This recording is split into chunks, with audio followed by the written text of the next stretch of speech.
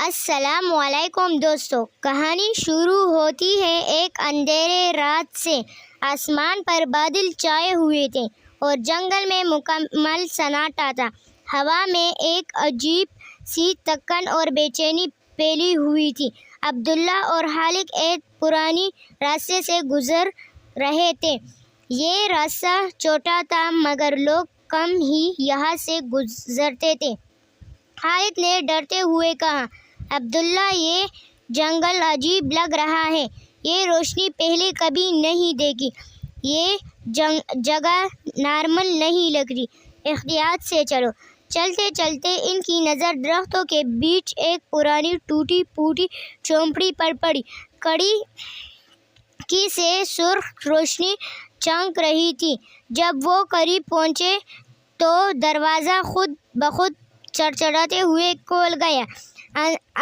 اندر ہلکی دھند تھی اور بیچوں بیچ کھڑی تھی ایک عجیب مخلوق، ایک لال پری، لمبے سرخ بال، چمکتی آنکھیں، چہرے پر ہلکی یہاں سکون ہے، تم کچھ دیر آرام کر لو۔ خالد، یہاں سکون ہے، کچھ دیر آرام کر لو۔ خالد جیسے اس کی باتوں میں کھو گیا۔ عبداللہ نے فوراً خالد کا ہاتھ پکڑا۔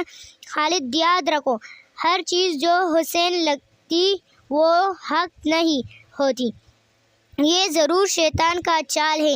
پری بولی، جو میرے ساتھ رہتا ہے وہ درد اور تکلیف سے آزاد ہو جاتا ہے۔ عبداللہ نے کہا، خالد، اللہ کو بھولنا کبھی سکون نہیں دیتا۔ عبداللہ نے اپنا دل مضبوط کیا۔ یہ الفاظ جیسے ہی عبداللہ اچانک پری کا اصلی چہرہ سامنے آ گیا۔ اب وہ لال پری نہیں رہی، چہرہ کالا، آنکھیں خون کی طرح سرخ، آواز بھاری اور خوفناک۔ وہ چیخیں، تم نے میرا جادو توڑ دیا، میں ہر اس دل پر قبض ہوتی ہوں جو اللہ کو بھول جائے۔ عبداللہ نے زور سے کہا، لا الہ الا اللہ۔ پوری چوپڑی لرز اٹھی۔ پری کا جسم دھواں بن کر فضا میں بگھڑ گیا۔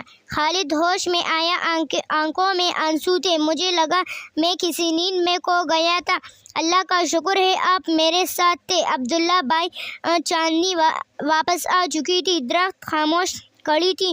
عبداللہ نے آسمان کی طرف دیکھا اور کہا، ذکر اللہ کا نور ہے اور نور میں اندھیرا کبھی نہیں رہ سکتا۔